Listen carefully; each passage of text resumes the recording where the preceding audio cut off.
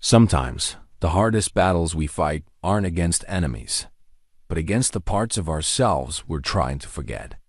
Sometimes redemption comes from the most unexpected places, when we least deserve it, but need it most. Up in Montana's mountains lived an old mountain man named Lee Calder. After the war, he went high into the wilderness to escape his past. Most folks figured he'd die alone up there. One cold evening, while tracking elk, Lee found a massive grizzly bear caught in a steel trap. The bear was bleeding and dying, but its eyes held no anger, just pain and a quiet acceptance that touched something deep in the old man's heart. Lee could have walked away, should have walked away, but something about that bear's suffering reminded him of his own wounds. What would you do if saving another creature meant facing everything you've been running from? Before we jump back in, tell us where you're tuning in from. And if this story touches you, make sure you're subscribed, because tomorrow I've saved something extra special for you. The snow had been falling for 3 days straight when Lee Calder first heard the sound that would change everything. It wasn't much, just a low, mournful cry carried on the wind through the pines. But after 15 years of mountain silence, a man learns to pay attention to sounds that don't belong. Leah paused in his wood splitting, the worn handle of his grandfather's axe warm in his calloused hands. At 62, his hair had gone the color of winter clouds, and deep lines mapped the territory around his pale blue eyes, like creek beds carved by decades of weather and worry. The war in Vietnam had ended more than 40 years ago, but some battles never truly finish. They just move inside a man and set up camp in the quiet spaces where memories live. His cabin sat at 8,000 feet, tucked into a grove of lodgepole pines that had somehow survived the fires and windstorms that periodically swept through the Bitterroot Range. He built it himself, log by log, using skills his father had taught him before the world went sideways. The structure was simple, but solid 20 by 30 feet of hand-hewn timber, with a stone fireplace that drew clean and a roof pitched steep enough to shed the heavy mountain snows. The sound came again, fainter this time, but unmistakably the voice of something in distress. Leah set down his axe and walked to the edge of his clearing, boots crunching through snow that came up past his ankles. The wind had died to nothing, leaving the forest wrapped in that peculiar stillness that comes with heavy snowfall. Each flake drifted down like a small prayer, adding to the white blanket that covered everything in sight. He'd chosen this place precisely because it was far from people and their complications. The nearest neighbor was Jake Morrison, a retired logger who lived 12 miles down the mountain and respected the unspoken agreement that some men needed their solitude. The closest town, Darby, might as well have been on another planet for all the contact Leah had with it. He made a supply run twice a year, once in late spring after the snow cleared, and again in early fall before winter locked the high country away from the world below. The arrangement suited him fine. He had his books, his woodworking, and the endless tasks that came with mountain living. There was firewood to cut and stack, meat to hunt and preserve, repairs to make before the weather turned nasty. He kept a small garden in the brief growing season, growing potatoes and turnips and the hardy greens that could handle the short summers. His needs were simple, and solitude had become not just a preference, but a necessity. But that sound, it pulled at something in his chest he'd thought was long buried. Lee went back into the cabin and reached for his rifle, a well-maintained Winchester that had belonged to his father. The weapon was old but reliable, and he'd used it to take deer and elk over the years when his meat supplies ran low. He checked the chamber out of habit, then pulled on his heavy wool coat and stepped back into the falling snow. The cry had come from the northeast, up toward the high ridge where an old logging road snaked through the timber. Leah knew every game trail and creek bed within 10 miles of his cabin, could navigate the terrain in darkness or blizzard conditions. He'd spent enough time in these mountains to read the landscape like a well-worn book. As he walked, his thoughts drifted to the early days after he'd returned from Southeast Asia. The transition back to civilian life had been rougher than he'd expected. The young man who'd left Montana full of patriotic fire had come home carrying invisible wounds that seemed to fester rather than heal. He tried living in town, even held a job at the lumber mill for a few months, but the noise and crowds had made his skin crawl. Too many people asking questions he couldn't answer, offering sympathy he didn't want. The mountains had called to him then, promising space and silence and the kind of peace that could only come from removing yourself from a world that no longer made sense. He'd sold everything he owned, except his truck and a few personal belongings, bought this isolated patch of land with his savings, and started building a life that fit the shape of his damaged soul. The years had passed quietly. Seasons rolled into seasons with the reliable rhythm of snow and thaw, growth and dormancy. He'd learned to can vegetables, smoke meat, and repair just about anything that could break. His hands had grown skilled at woodworking, and he'd furnished his cabin with simple, sturdy pieces cut from local timber. There was satisfaction in creating something useful with your own hands, something that would last long after you were gone. He'd also learned to live with the ghosts. They visited less frequently now, but they still came, usually in the deep of night when sleep thinned, and memories leaked through the cracks in his carefully constructed defenses. Names and faces from the jungle, men who'd never made it home, decisions that had saved some lives and cost others. The weight of command in a war that had made no sense to anyone who'd fought it. The sound came again, closer now, and Leah picked up his pace. Whatever was making that noise was in serious trouble. He'd heard wounded animals before, the keening cry of an injured deer, the desperate bellow of an elk caught in a deadfall. But this was different. There was something almost human in the anguish, a quality that made the hair on the back of his neck stand up. The old logging road appeared through the trees, its path marked by stumps and the occasional piece of rusted equipment left behind when the timber company had moved on 20 years ago.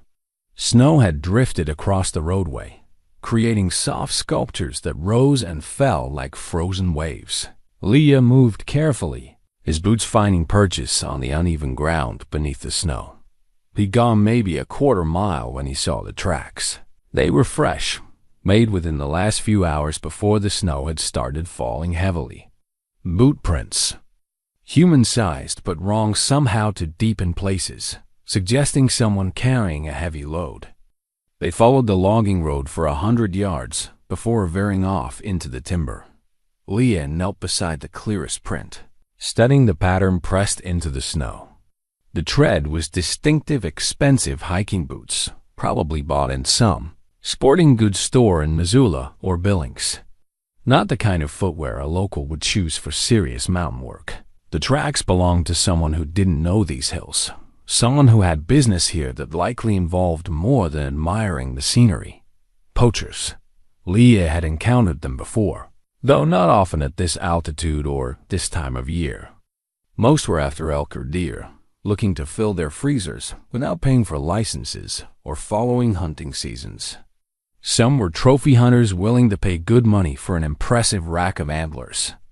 A few were just knuckleheads who thought the rules didn't apply to them. But the cry he'd been hearing wasn't coming from a human throat. He followed the tracks into the trees, moving with the careful quiet he'd learned in the jungle. The snow muffled his footsteps, but he placed each boot deliberately, avoiding branches that might snap or rocks that might shift. Whatever lay ahead, he wanted to approach it on his own terms. The tracks led uphill through dense timber, winding around deadfalls and granite outcroppings.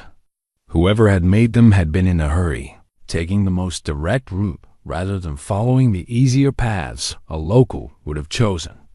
The boot prints were joined by drag marks, now long furrows in the snow that suggested something heavy being pulled or hauled. That's when Leah heard it clearly for the first time, not the distant cry carried on the wind, but the actual sound itself. It was a low, rumbling moan filled with pain and exhaustion, the voice of something large and wild and trapped. He moved faster now, following the obvious trail through the trees. The snow was lighter under the canopy, allowing him to see more clearly. Fresh broken branches marked the path, and there were spots where the snow had been churned up by some kind of struggle.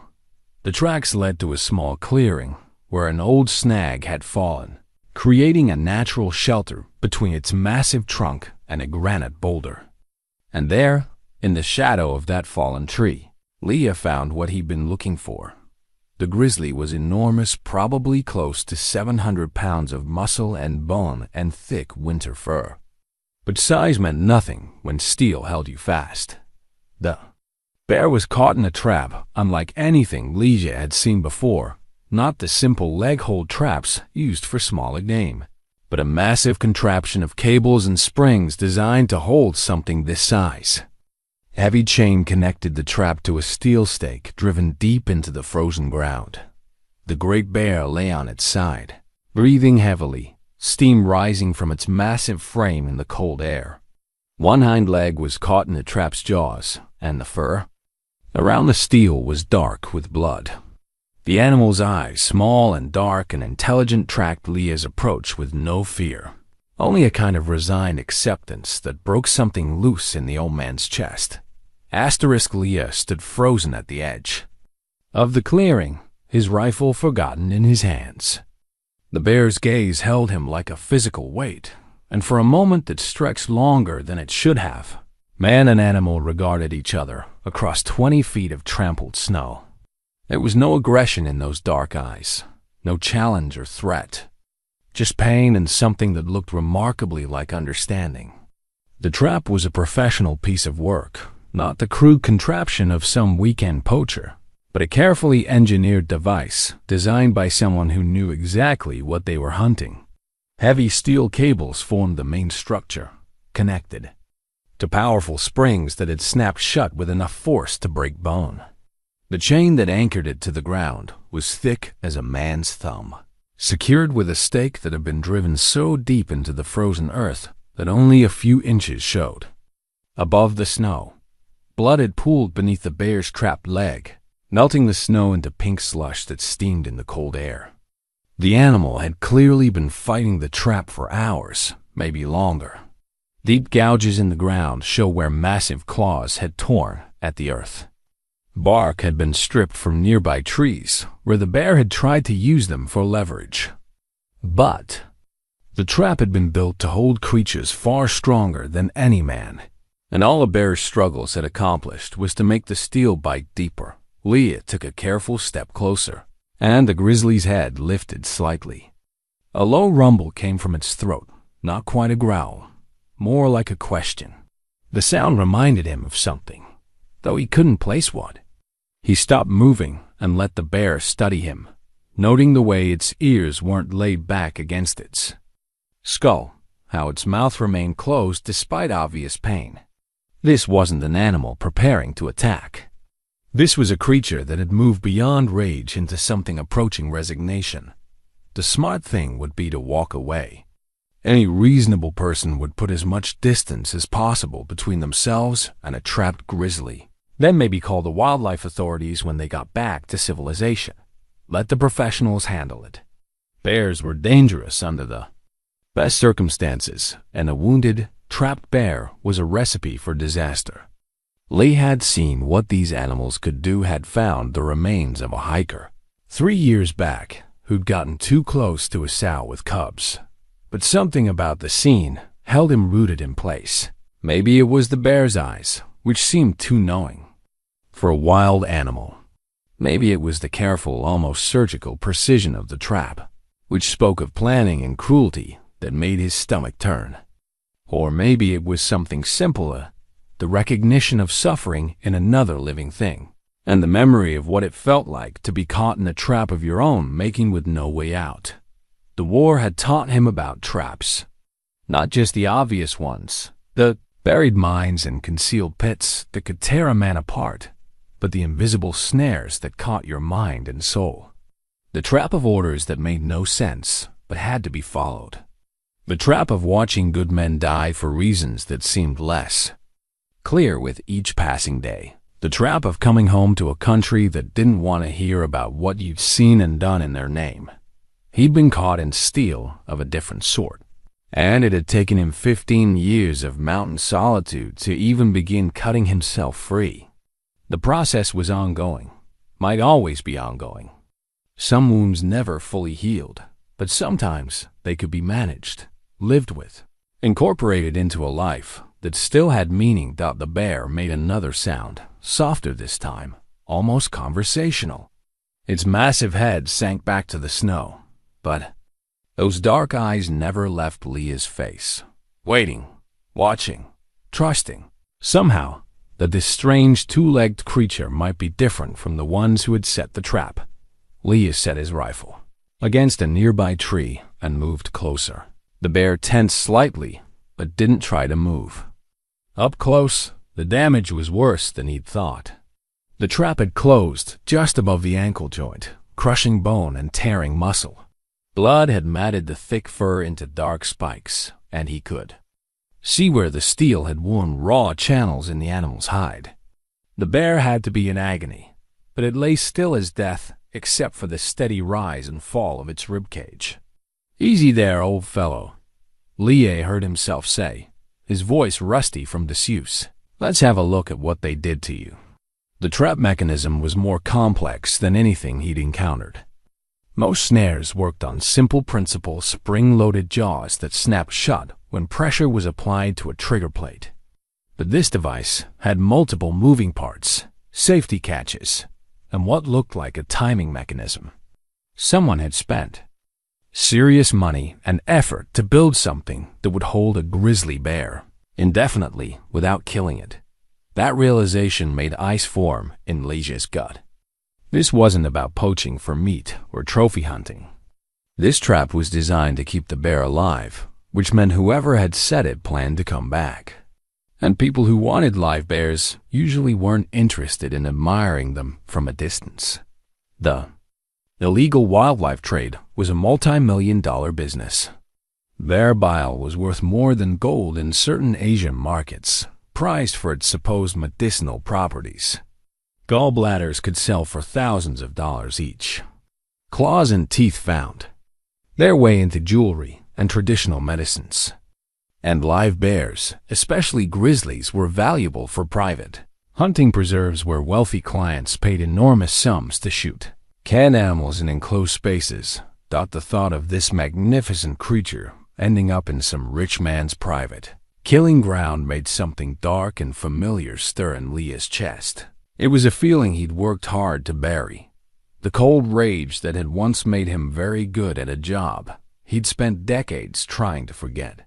He'd killed men in the jungle, not in clean firefights where the enemy was clearly marked, but in night raids, an ambush where the lines between right and wrong blurred like smoke in the rain.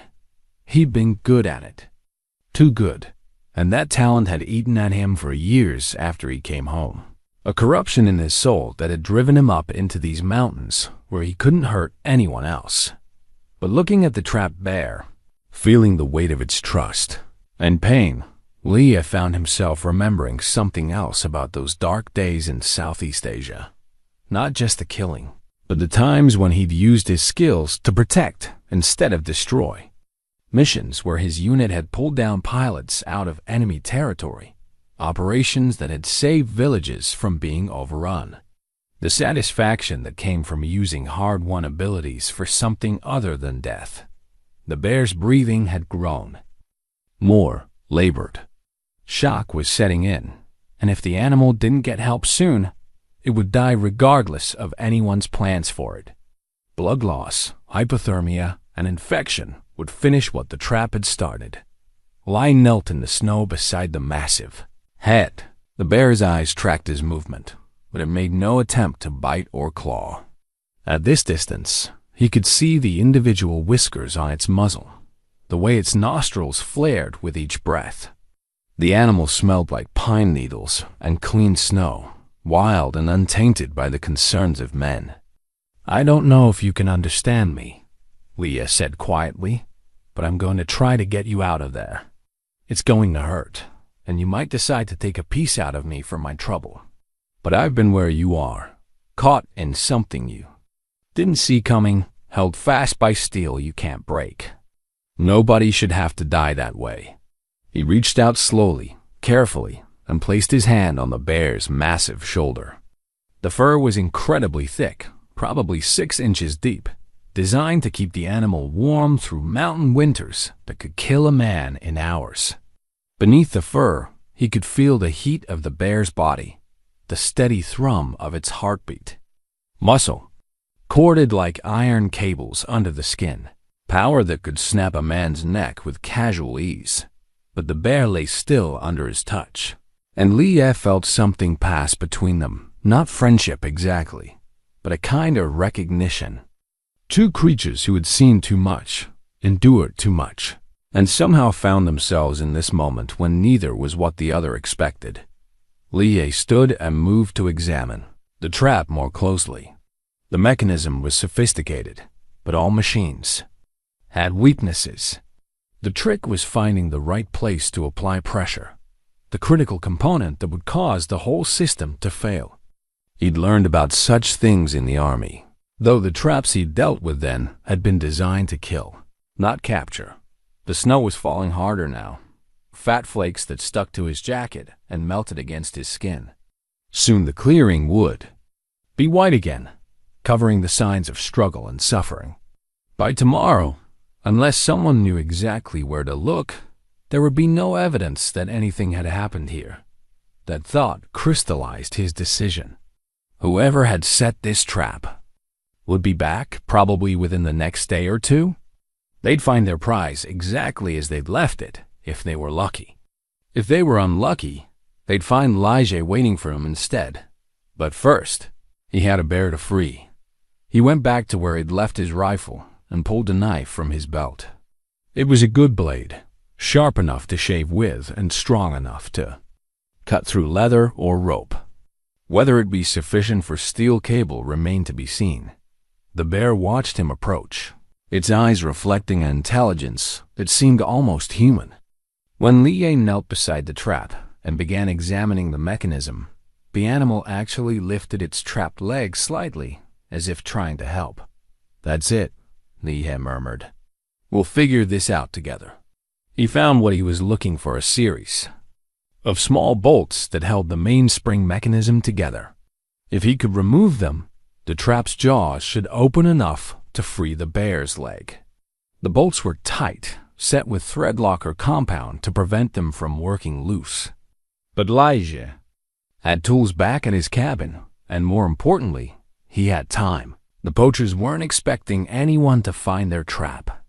This high in the mountains, in the middle of winter, most people had more sense than to go wandering around in a blizzard. They'd set their snare and gone back to whatever warm place they were calling home, confident that their prize would be waiting when they returned. They'd made one critical mistake, though. They'd assumed that no one lived up here, that the mountains were empty of everything but animals. They hadn't counted on a damaged old soldier who'd come to the high country to find peace and instead found something that needed saving. Li Ye looked into the bear's eyes one more time, seeing something there that looked remarkably like hope. "Hold on," he said. "I'll be back." Asterisk. The journey back to his cabin took twice as long as usual. The snow was falling heavier now, and Li Ye found himself breaking trail through drifts that came up to his knees. But his mind wasn't on the weather or the difficult footing. Instead, he was cataloging everything he'd need to free the bear, running through possible complications and backup plans with the methodical precision that had once kept him alive in hostile territory. The old toolbox sat on a shelf in his workshop, a battered metal container that had belonged to his father and grandfather. Before him, Li Ye pulled it down and opened the lid, breathing in the familiar smell of machine oil and steel. Inside were the tools that had built this cabin and maintained it through 15 years of mountain winters: wrenches and pliers, screwdrivers, and punches, each one worn smooth by generations of Calder hands. He selected what he needed: a set of socket wrenches, bolt cutters that might handle the trap's cables, and his battery-powered drill with a selection of metal bits. The drill was a concession to modern convenience he'd make grudgingly, but living alone in the mountains sometimes required practical compromises. If the manual tools failed, electric power might give him the edge he needed. While gathering his equipment, Lee found himself thinking about the bear's eyes. There had been something there beyond simple animal intelligence, a quality of awareness that suggested the creature understood more than it should. He'd seen similar expressions on the faces of wounded soldiers, men who'd been pushed beyond their limits, but somehow found the strength to endure. The bear had that same look of quiet courage, of refusing to give up even when the situation seemed hopeless. It reminded him of Tommy Nguyen, a young soldier who'd served under his command during the war. Tommy had stepped on a mine during a patrol in the Mekong Delta, losing his left leg below the knee. While they waited for the medevac chopper, the kid had looked up at Leah with that same expression, pain and fear. Yes, but also a fierce determination not to let the wound define him. Tommy had survived, gone home to California, and according to the last letter Elijah had received, was teaching high school mathematics and coaching track. Some wounds could be healed, some traps could be escaped. The trick was knowing which ones were worth fighting and which ones you had to accept. Lai loaded his tools into a canvas pack, along with a first aid kit and a thermos of hot coffee. The bear would need medical attention once it was free, assuming he could actually get the trap open. The damaged leg would require cleaning and bandaging, and there was always the risk of infection. He'd treated wounded animals before, mostly deer and elk that had been hit by cars or caught in barbed wire, but never anything as large or potentially dangerous as a grizzly. The storm was intensifying as he left the cabin. Wind drove the snow sideways through the trees, reducing visibility to a few yards and making the forest feel claustrophobic. Lee pulled his knit cap down over his ears and adjusted the pack on his shoulders. The weight of the tools felt reassuring, familiar. He'd carried heavier loads through worse conditions, though admittedly not at his current age. 62 wasn't old by modern standards, but mountain living added years to a man's body that didn't show on paper. His knees creaked when he stood up too fast, and his back sometimes reminded him of old injuries with sharp stabs of pain. But his hands were still steady, his mind still sharp, and his endurance was probably better than most men half his age. The mountains had taken their toll, but they'd also given him strength. The trail back to the clearing was already filling with fresh snow, but Leisure's earlier passage had packed the route enough to make walking easier. He moved at a steady pace, conserving energy for the work ahead. The trapped bear would be weaker now, possibly going into shock from blood loss and exposure. Every minute mattered. He thought about the poachers as he walked, trying to understand their operation. The trap was expensive and sophisticated, which suggested professionals rather than opportunistic amateurs. They'd scouted the area carefully, choosing a location that was remote but accessible by the old logging road. They knew the local wildlife patterns well enough to place their snare where a bear would naturally travel. That level of planning meant this wasn't their first operation in the area. They'd probably been working these mountains for months, maybe years, taking animals that wouldn't be missed until hunting season revealed the declining populations. Game wardens were spread thin across thousands of square miles of wilderness, and poachers who knew what they were doing could operate for years without detection. The illegal wildlife trade was like any other criminal enterprise it followed. The money. A live grizzly bear could be worth $50,000 or more to the right buyer. Dead, the parts might bring in another $20,000. For people without moral constraints, those numbers made the risks worthwhile. But they'd made a mistake choosing this particular valley. They'd assumed the high country was empty, that no one would stumble across their operation before they could. completed. They hadn't counted on an old soldier who'd chosen these mountains, precisely because they were supposed to be far from human complications. Lee reached the clearing just as the wind died down, leaving the forest wrapped in an eerie quiet. Snow continued to fall, but straight down now, each flake settling with gentle precision. The bear was exactly where he'd left it, lying on its side beside the fallen log. But something had changed. The great head lifted as he approached, and Leah saw alertness in those dark eyes that hadn't been there before. The bear had used the time to rest, to gather its strength. When it saw him returning with the pack of tools, it made a soft chuffing sound that might have been greeting or gratitude. "Still with me, are you?" Leah said, settling the pack in the snow. "Good. We've got work to do." He knelt beside the trap and began examining the mechanism more closely. In the better light from his flashlight, he could see that the device was even more sophisticated than he'd first thought. The main springs were housed in protective casings to prevent tampering, and the release mechanism was secured with tamper-evident seals. Whoever had built this trap had experience with people trying to free their captures, but every system had vulnerabilities. Leah had learned that lesson in demolitions training, where understanding how things were built was the first step in learning how to take them apart. The trap's strength came from its integrated design, multiple springs working together to maintain constant pressure on the jaws. If he could disable just one of the spring assemblies, the remaining pressure might be weak enough for the bear to break free on its own. He selected a socket wrench and began working on the first access panel. The bolts were tight, set with industrial thread locker, but they weren't welded. With patience and steady pressure, they could be removed. The bear watched his efforts with what seemed like fascination, occasionally shifting position to give him better access to the trap. The first bolt came free with a sharp crack that echoed through the clearing. The bear's ears twitched at the sound, but it remained calm. Lee moved to the next bolt, working methodically despite the cold that was making his fingers stiff. Each piece of hardware that came free brought them closer to freedom, closer to escaping the steel trap that had been meant to hold until the poachers returned. Snow had begun to accumulate on his shoulders and the bear's fur, adding another layer of insulation against the cold. The storm was providing cover for their escape attempt, hiding their activities from anyone who might be watching.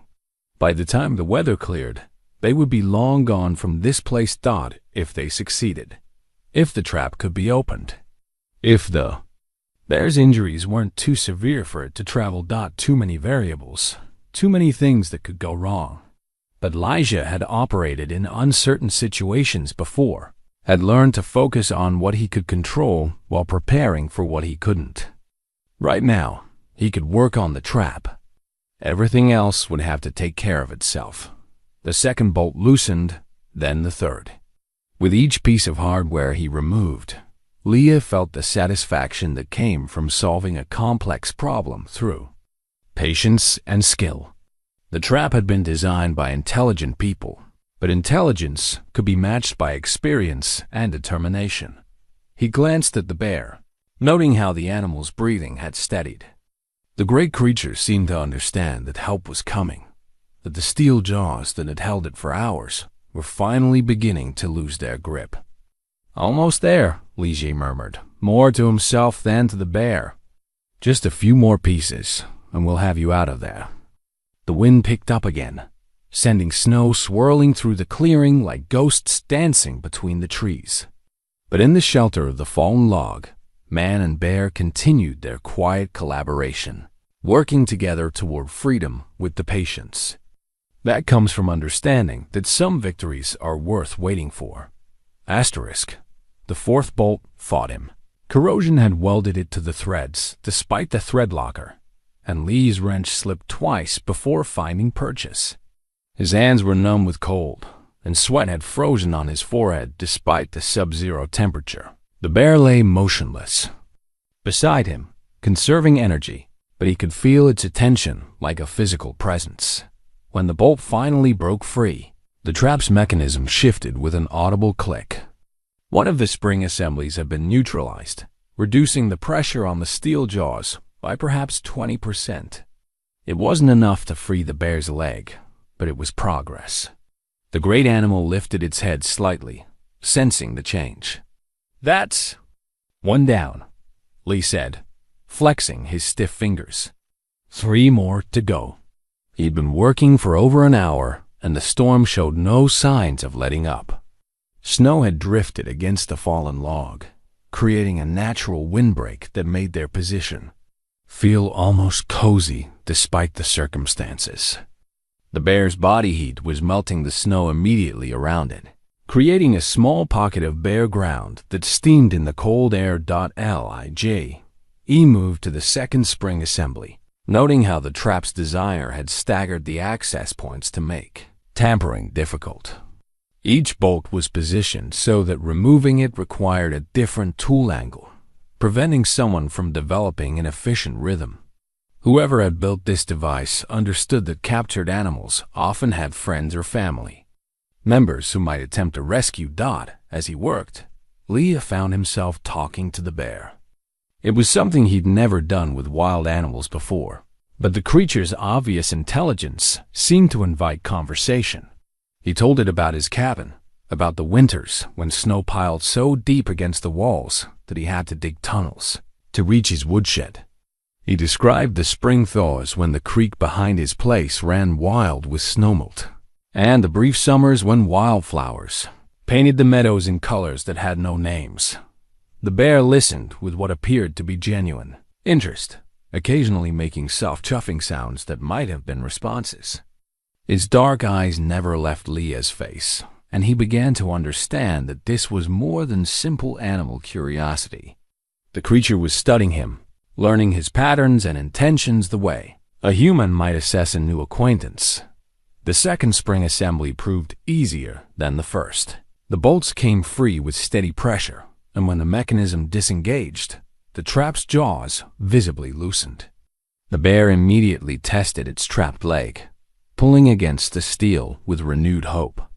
Blood flowed more freely from the wounds, which was actually a good sign. It meant circulation was returning to the damaged limb. "Easy there," Lige cautioned. "Don't tear anything loose yet. We've got more work to do." The bear seemed to understand, settling back with what looked remarkably like patience. But Lige could see the effort it was costing the animal to remain still. Every instinct was probably screaming at it to fight, to struggle, to use its massive strength against the trap that held it.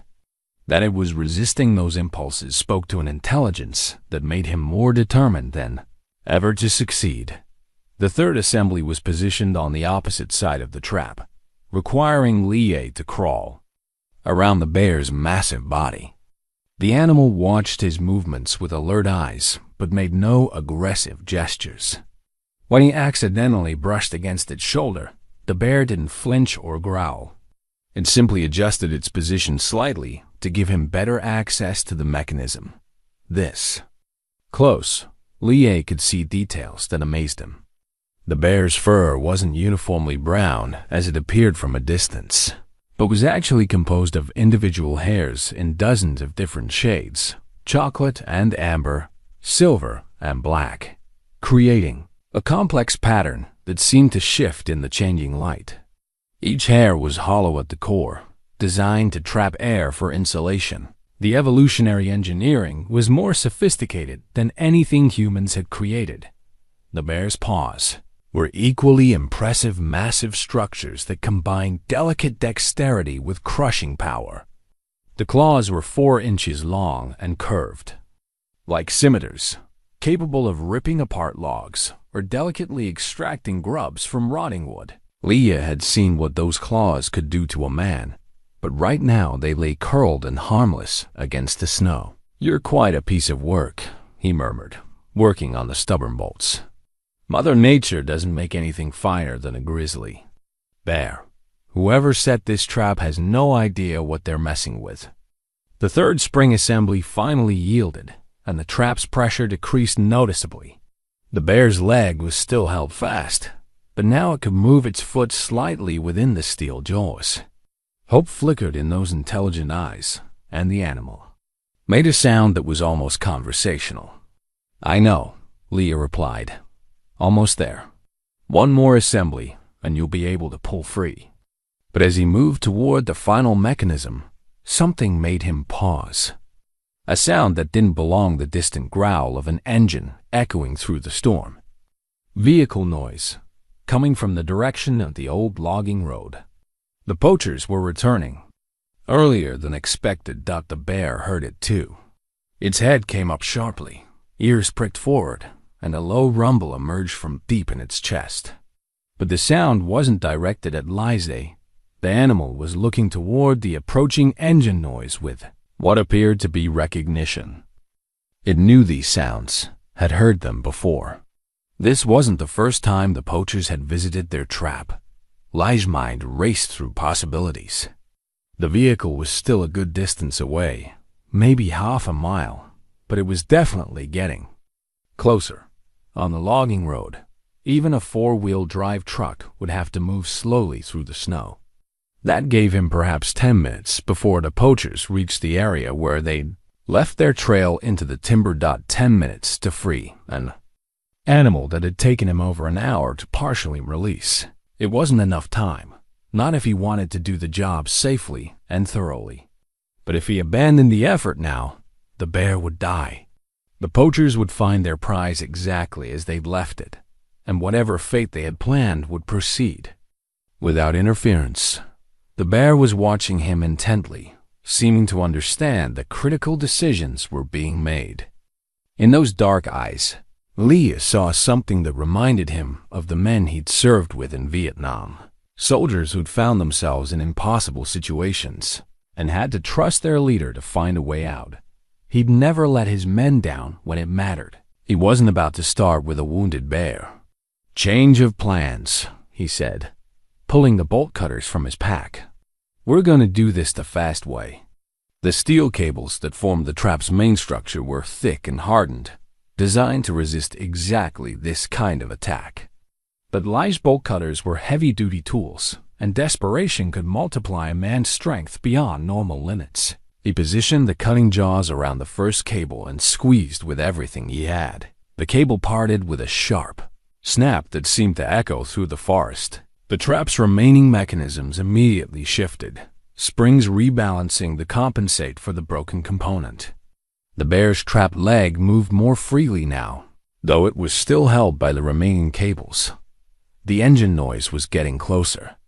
Leah could distinguish the particular sound of a diesel motor working hard in low gear, probably a pickup truck or SUV with four-wheel drive. The poachers had chosen their vehicle, well, something with enough ground clearance and traction to navigate mountain roads in winter conditions. He attacked the second cable with savage efficiency, his movements fueled by the same cold focus that had once made him effective in combat. The steel resisted.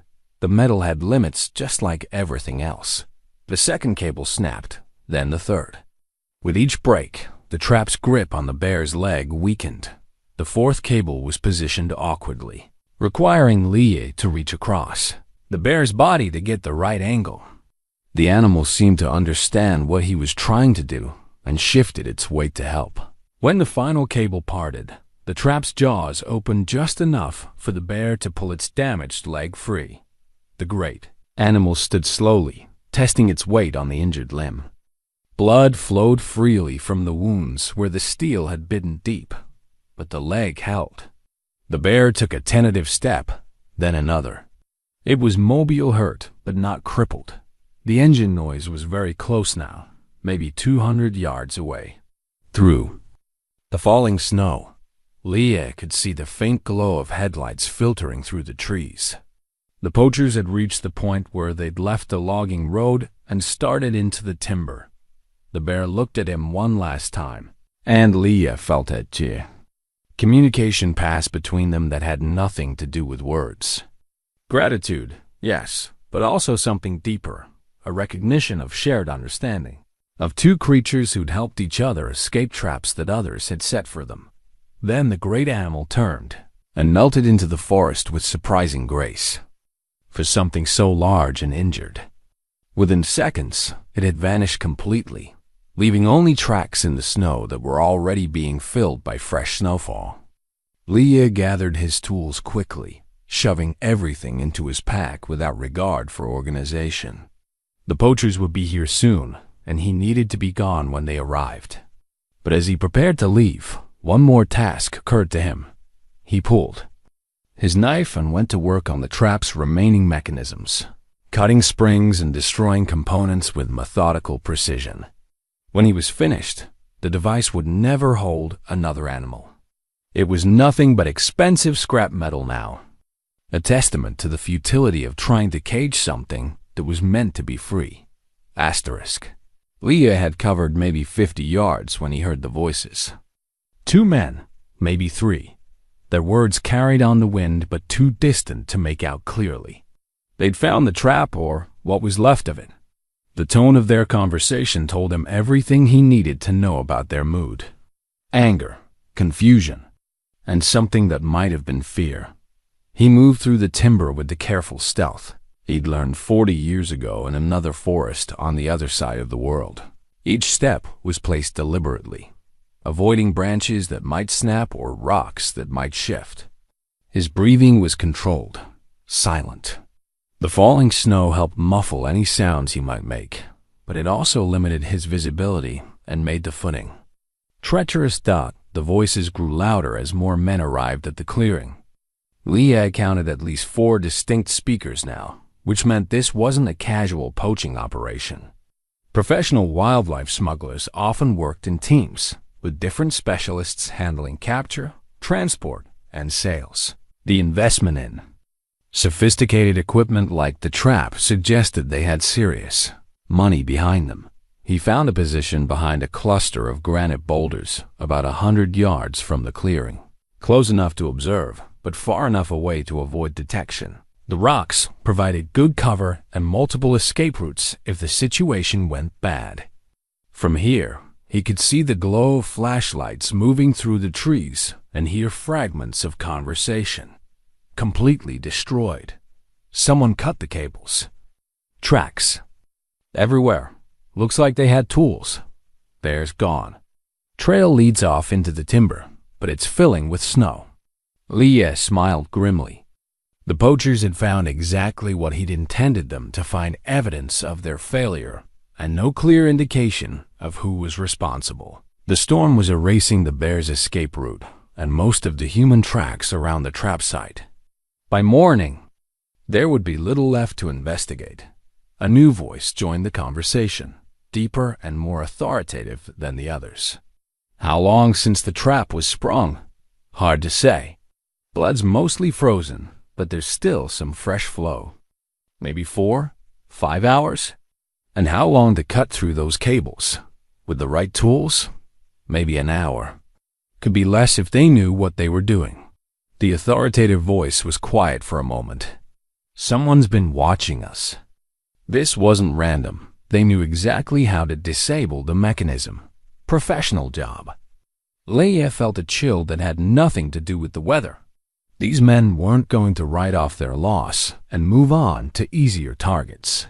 They were taking it personally, and that made them dangerous in ways that went beyond simple poaching. Through the falling snow, he could see the flashlight beams converging on the trap site. The men were examining his handiwork, trying to understand what had happened and who might be responsible.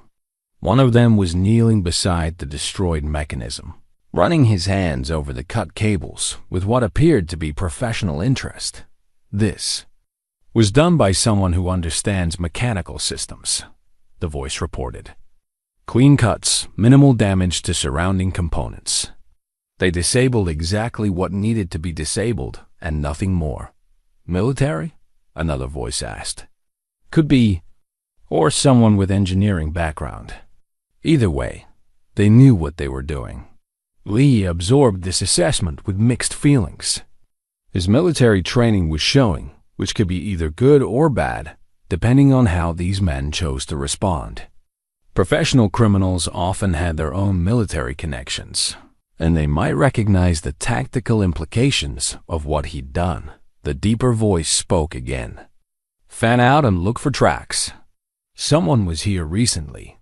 The tool marks on those cables are fresh. They might still be in the area." That was Leah's cue to leave. He'd learned what he needed to know about the opposition, and staying longer would only increase the risk of detection. These men were organized, experienced, and now they were actively hunting for whoever had interfered with their operation.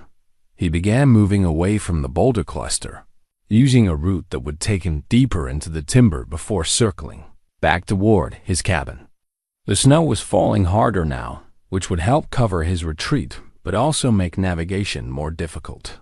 In weather like this, it was easy to become disoriented, to walk in circles until hypothermia or exhaustion brought you down. But Elijah knew these mountains better than anyone. He'd spent 15 years learning every trail and landmark, memorizing the terrain until he could navigate it in complete darkness. The storm might slow him down, but it wouldn't stop him. As he moved through the forest, his mind was already working on the larger problem. The poachers weren't going to give up after losing one bear. If anything, the interference would make them more determined, more careful. They'd probably increase security, maybe postguards at their trap sites, and they'd be looking for whoever had cost them a valuable animal and expensive equipment. The smart thing would be to stay clear of them, to mind his own business and let the authorities handle it when they eventually discovered the illegal operation. But Lai had seen enough of the wildlife trade to know how it worked. By the time game wardens got involved, these men would be long gone, leaving behind empty traps and depleted animal populations. And there was something else, something more personal that he couldn't ignore. The bear had trusted him. In those dark, intelligent eyes, he'd seen a recognition that went beyond simple gratitude. The great animal had understood that they were alike, somehow both trapped by circumstances beyond their control, both struggling to break free from steel that others had forged. He'd spent 15 years in these mountains trying to escape his own traps, the invisible snares of memory and guilt that had held him as surely as steel cables. The bear's liberation had felt like his own, a symbolic breaking of chains that had bound him since the war. Walking away now would feel like a betrayal of something important, something that might be his only chance at real redemption. The voices behind him were fading, but he could still see the glow of flashlights through the trees.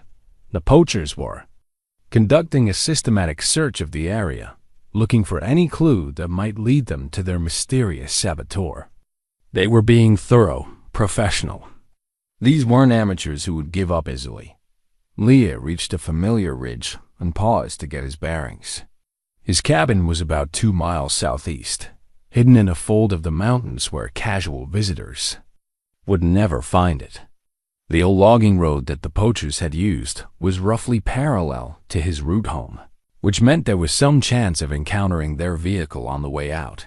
That thought sparked an idea. If he could get a look at their truck, maybe get a license plate number, he could pass the information along to the authorities. It wouldn't be enough to stop the operation immediately, but it might start an investigation that would eventually shut them down. The wind was picking up again, driving snow through the trees with increasing force. Visibility was dropping too. Almost nothing, and the temperature was falling fast. These were the conditions that killed people in the mountains, when overconfidence met bad weather and simple mistakes became fatal errors. But Leah had survived worse. He'd walked point through monsoon forests where you couldn't see 10 feet in any direction, had navigated mountain passes in Afghanistan where one wrong step meant a 1,000-foot fall. This was just Montana weather. Dangerous, but predictable. If you understood its patterns, he altered his route slightly, angling toward the logging road. If the poacher's vehicle was still there, he might be able to gather useful intelligence. If they'd already left, he could at least confirm their departure and plan his next moves accordingly. The forest around him was alive with the sounds of the storm winds sighing through pine boughs, snow hissing against bark, the occasional crack of a branch breaking under accumulated weight. But underneath those natural sounds, Leah's trained ears detected something else. Footsteps moving through the snow with deliberate care. Someone was following his trail. He stopped behind a large pine and listened carefully. The footsteps weren't random. They were tracking him, staying roughly on his route, but moving more slowly. One person, probably male based on the stride length and the weight suggested by the sound. Someone who knew how to move quietly in the woods but wasn't quite as skilled as Leah himself. The hunter had become the hunted. But that was a game Leah had played before, and he'd gotten very good at it during his years in special forces. The question was whether he wanted to avoid his pursuer or confront him directly. Avoiding contact would be safer, but might not solve the larger problem. If one of the poachers had picked up his trail, others might be doing the same thing. They could be setting up a net to contain him, using their superior numbers to limit his options. Confronting the tracker was riskier, but might give him valuable intelligence about their operation and intentions. It would also send a message that their mysterious saboteur was more dangerous than they'd assumed. Lige made his decision. He'd spent too many years running from confrontations, hiding in the mountains from problems that couldn't be solved by isolation. The bear had shown him that some things were worth fighting for. Even when the odds were against you, it was time to stop being prey and start being the hunter again. Asterisk. Liu moved off his original trail and began a wide circle through the timber, using terrain features to mask his movement. The technique was called a counter-ambush maneuver, something he'd learned in advanced infantry training and perfected during night operations in Southeast Asia. The idea was to become the pursuer, instead of the pursued, to turn the tactical situation inside out. The snow helped and hindered in equal measure. It muffled his footsteps, but also made it harder to move silently through underbrush and deadfall. Every step had to be calculated, tested before committing his full weight. One snapped branch or shifted rock could alert his tracker and ruin the advantage he was trying to gain. He completed his circle in 20 minutes, moving through terrain that would have challenged an experienced woodsman in good weather. But Leah knew every depression and ridge in this section of forest, could navigate it by feel when necessary. The years of solitary wandering had given him an almost supernatural awareness of the landscape. His tracker was still following the original trail, moving slowly but persistently through the falling snow. Leah could see him now, a tall man in expensive winter gear, carrying what looked like a high-end rifle with a scope. Professional equipment, professionally used. This wasn't some local hired muscle, but someone with serious outdoor skills. Man was good, Leah had to admit. He stayed on the trail, even when snow had obscured most of the sign, reading subtle indicators that less experienced trackers would have missed. A broken twig here, a scuff mark on bark there, the faint depression where a boot had pressed into frozen ground. The tracker knew his business, but Leah was better. He'd been hunting men before this tracker was born, had learned his skills in places where second place meant death, and he had the home field advantage intimate knowledge of terrain that his pursuer was seeing for the first time.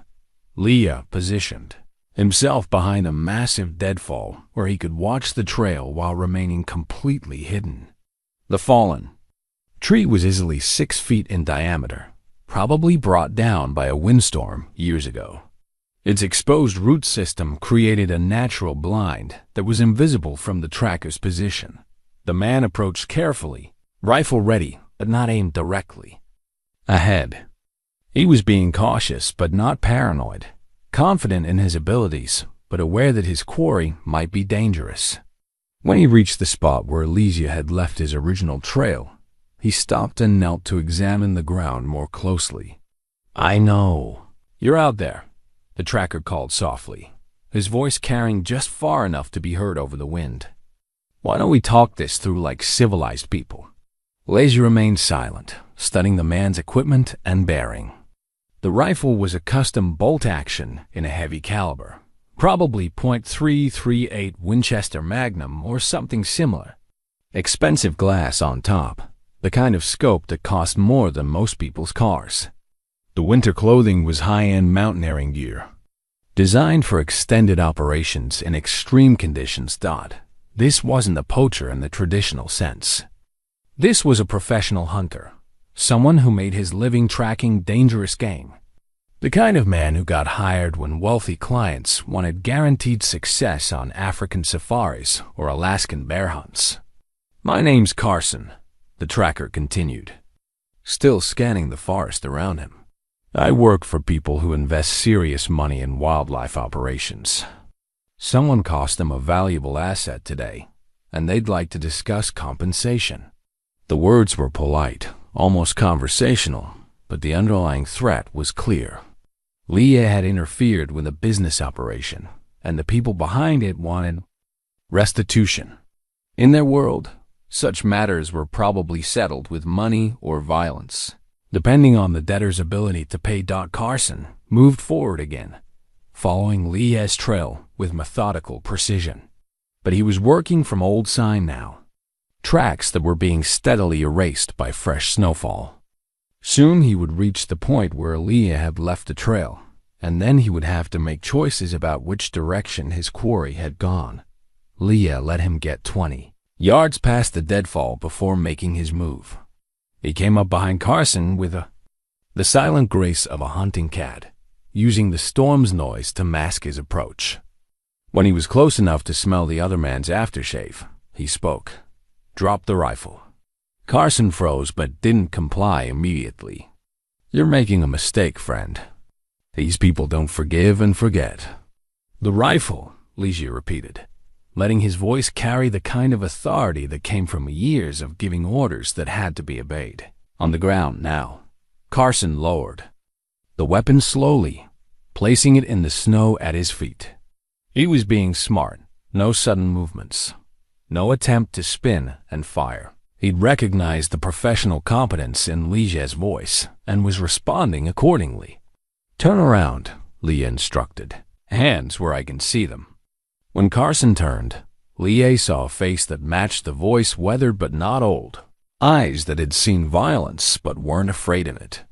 This was a man who'd been in dangerous situations before and survived through skill and judgment, rather than luck. "You're military?" Carson said, making it a statement rather than a question. "Special forces, I guess. Probably Vietnam era, based on your age."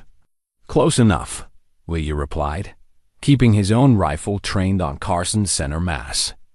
"Who do you work for? Does it matter?" "They're not the forgiving type, whoever they are.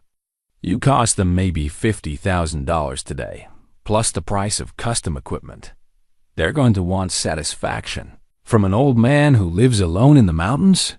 Carson smiled, and there was genuine amusement in his expression. "Old man, maybe, but not helpless. You took apart their trap like you knew exactly what you were doing. Then you disappeared into the forest without leaving enough trail for most people to follow. That's not the work of some random do-gooder." Liers absorbed this assessment while considering his options. Carson was right about one thing. The people behind the poaching operation wouldn't simply write off their losses. They'd invested too much money and effort to walk away after one setback. And they demonstrated the resources to hire professionals like Carson, which meant they had serious backing. "What were they planning to do with the bear?" Ligia asked. "Private reserve in Texas. Client wants to hunt a grizzly, but doesn't want to deal with permits and regulations. Easier to stock a fenced preserve with tame animals that have been conditioned to human presence." The casual way Carson described the operation made Leah's stomach turn. Capturing wild bears for canned hunts was among the most despicable forms of wildlife trafficking. The animals would be transported to Texas, kept in minimal enclosures until they were docile from captivity, then released into fenced hunting.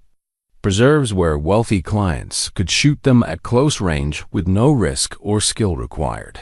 How many animals have you taken? Leah asked. From this area? Maybe a dozen over the past 2 years. Bears mostly, but some wolves and mountain lions.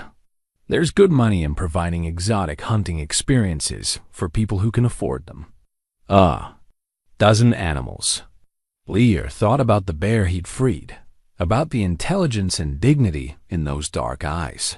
The idea that 11 others had already been condemned to lives of captivity and meaningless death made something cold and hard settle in his chest. What's your real name? He asked Carson. Does it matter? It might. Depends on whether you walk out of these mountains or get carried out. Carson's expression grew more serious. That kind of talk is going to escalate this situation beyond where either of us wants it to go. I'm just doing a job. You cost my employers some money. They want to recoup their losses and prevent future interference. There's room for negotiation. If you're willing to be reasonable.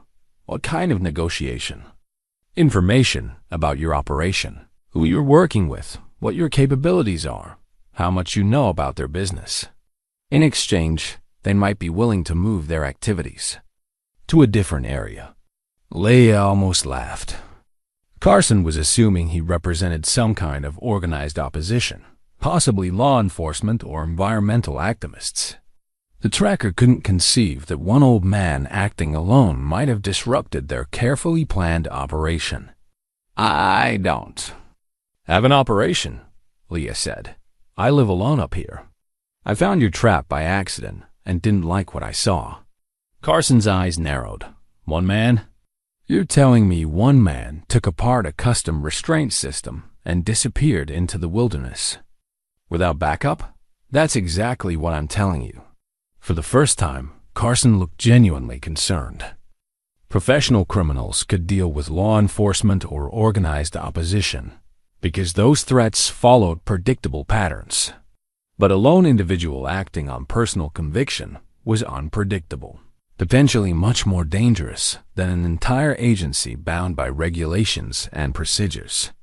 If that's true, Carson said slowly, then you've just made yourself the most wanted man in 3 states. These people don't tolerate interference, and they have resources you can't imagine. They'll bring in more people like me, professionals, who specialize in finding people who don't want to be found. Let them come, Leah replied.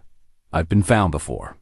Carson studied his face for a long moment, reading something there that made him nod slowly. Vietnam wasn't your last war, was it? No, Leah admitted. But it might have been my most honest one. The wind was picking up again, driving snow through the trees with renewed force. Visibility was dropping rapidly, and the temperature was falling toward levels that could kill an unprepared person in hours.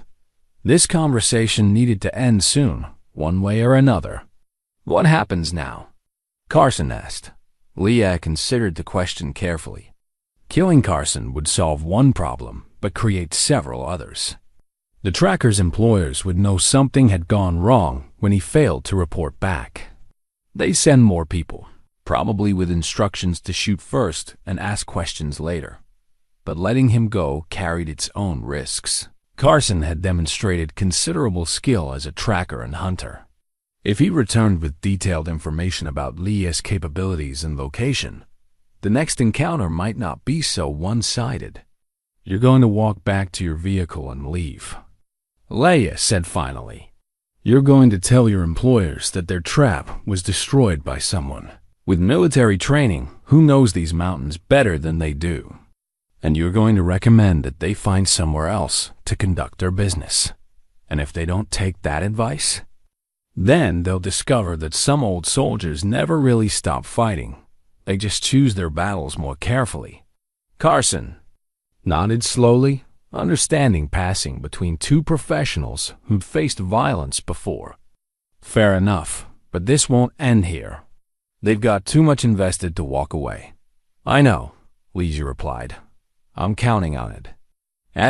Leah watched Carson disappear into the storm, then waited another 20 minutes before moving. The snow was falling, so heavily now that the tracker's footprints were already being erased. But Lisha took a circuitous route back toward his cabin anyway. Professional paranoia died hard, and Carson had struck him as someone who might double back to gather more intelligence.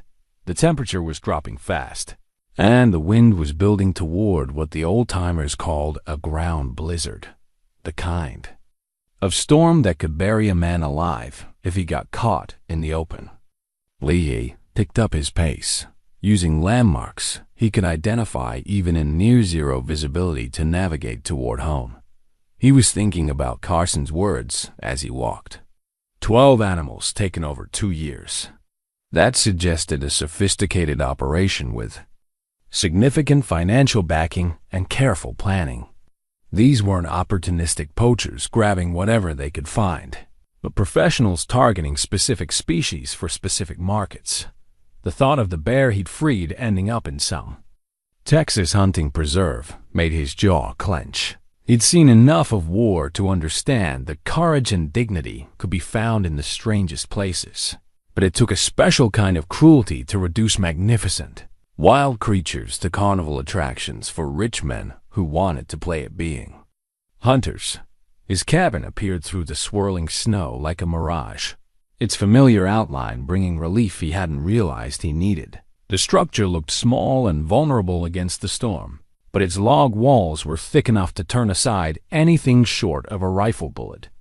More importantly, it was home, the first place that had felt like home since he'd returned from the war. Leia stopped at his workshop before going inside, hanging his wet gear on pegs and checking his equipment. The bolt cutters had served their purpose, but the trap they'd destroyed was probably just one of several the poachers had deployed. If Carson was right about the scope of their operation, there might be other animals caught in similar devices right now, slowly dying while their captors waited for the storm to pass. Inside the cabin, he built up the fire and put coffee on to brew. The familiar rituals of mountain living, splitting kindling, adjusting dampers, measuring grounds, helped calm his mind and focus his thoughts. But underneath the surface calm, something was building. A sense of purpose he hadn't felt in years. A clarity that came from finally finding a cause worth fighting for. He was halfway through his first cup of coffee when he heard the sound that changed everything. A scratching at his door. Soft, hesitant, but unmistakably deliberate. Not the random noise of wind-blown debris, but something alive, trying to get his attention. Leah set down his cup and reached for his rifle, moving to the window beside the door. The storm made it impossible to see clearly, but there was definitely something large on his porch. Something that filled the space between the door and the railing, dark against the white snow. The scratching came again, more insistent this time, and underneath it, a sound that made his heart skip a low, rumbling vocalization that he recognized immediately. The bear had found him. Leah opened the door slowly, keeping the rifle ready but not aimed. The great animal was lying on its side. On his porch, its injured legs stretched out at an awkward angle. Blood had frozen on the fur around the trap wounds, and the bear's breathing was labored. But those intelligent dark eyes were alert, fixed on Leisha's face with an expression that looked remarkably like hope. "Well, I'll be damned," Leah murmured. "How did you find me?"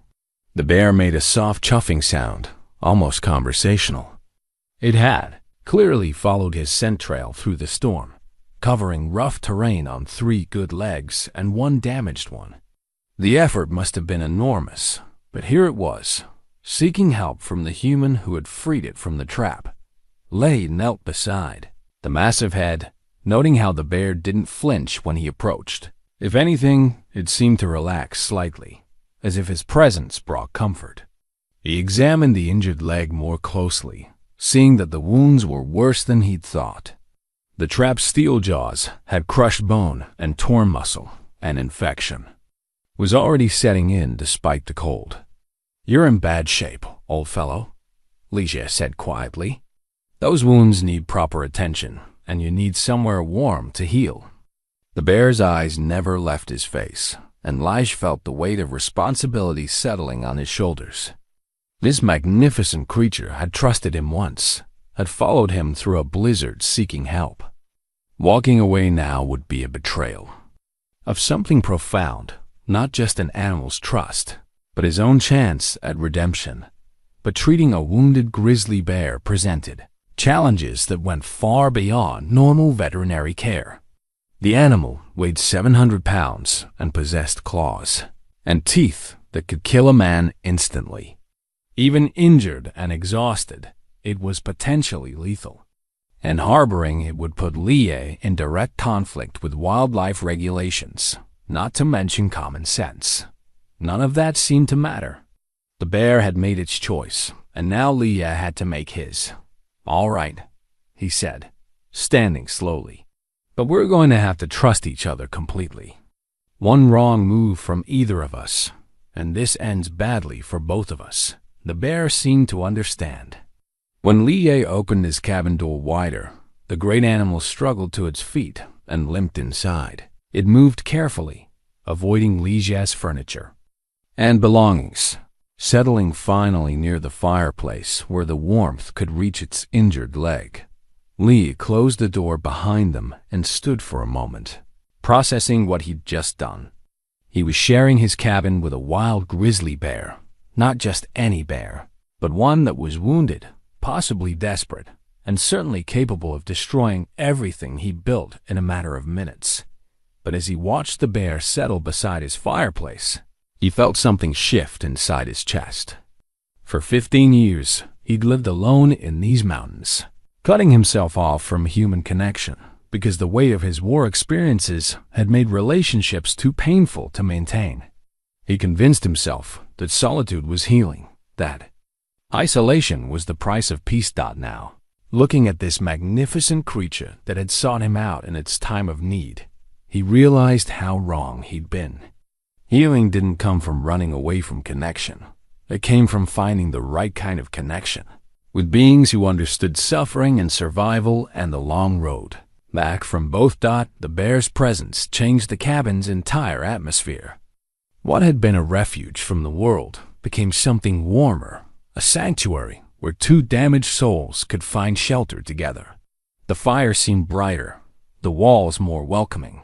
Even the storm outside sounded less threatening with the great animal's steady breathing filling the silence. Lie went to his medical supplies and began gathering what he'd need to treat the bear's wounds. Antiseptic, bandages, antibiotics from his own emergency kit. It wasn't proper veterinary equipment, but it would have to do. The bear watched his preparations with calm attention, as if it understood exactly what was happening. "We're going to get you fixed up," Lie said, more to himself than to the bear. "And then we're going to figure out how to stop those bastards from taking any more animals." The bear made a soft rumbling sound that might have been agreement. Or maybe it was just contentment at being warm and safe for the first time in days. Either way, it was a sound that spoke of trust and partnership. Outside, the storm continued to rage, but inside the cabin, something new was beginning. An alliance between species, forged in shared suffering and mutual respect. A partnership that would change both their lives in ways neither could imagine. As Lie knelt beside the bear and began cleaning its wounds, he realized that Carson had been wrong about one thing. This wasn't just about one old man fighting a criminal organization. It was about something much more powerful, a bond between two creatures who had found each other when they needed it most, and who were prepared to face whatever came next. Together, the poachers had created an enemy more dangerous than they could possibly understand. Not just a skilled soldier with knowledge of the terrain, but a man who had found something worth protecting again. Someone who had remembered that courage wasn't about facing death alone, but about standing beside those who trusted you, no matter what the odds. The bear's dark eyes reflected the firelight as Lie worked on its wounds, and in those depths, he saw something he hadn't seen in his own mirror for decades. Hope. Real hope. Based not on forgetting the past, but on building something better from its lessons. Tomorrow, the storm would pass, and Carson's employers would begin planning their response to the interference with their operation. They would bring more men, better equipment, and a determination to eliminate whatever was standing in their way. They would find Li Ye waiting for them.